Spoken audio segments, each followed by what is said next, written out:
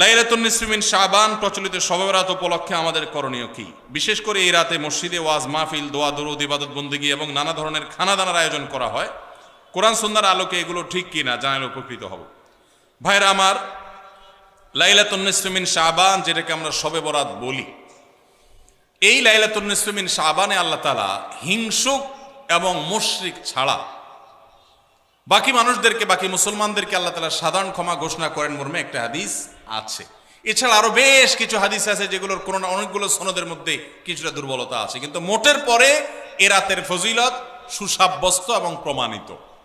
কিন্তু এর মানে এই নয় যে এই রাতকে কেন্দ্র করে আমরা যা করি আমাদের দেশে তার সব সঠিক।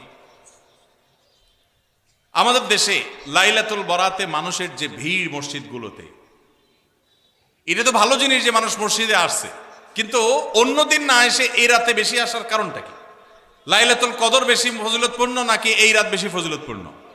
লাইলাতুল কদরের সাথে কোনো তুলনা চলবে? সেই রাতে মানুষ কি এত বেশি ইবাদতের চেষ্টা করে? তাহলে এই রাতে এত বেশি চেষ্টার রহস্যটা কোথায়? রহস্য হলো আমাদের দেশে মানুষ মনে করে যে এই রাতে ভাগ্য ঠিক হয়, অতএব সারা বছর যাই করি না করি এই একটা রাত মসজিদে গিয়া আল্লাহ বিল্লাহ করে যদি সারা বছরের ভাগ্যটা ঠিকঠাক করা যায়, এরপর আর মসজিদে যায় কেনা।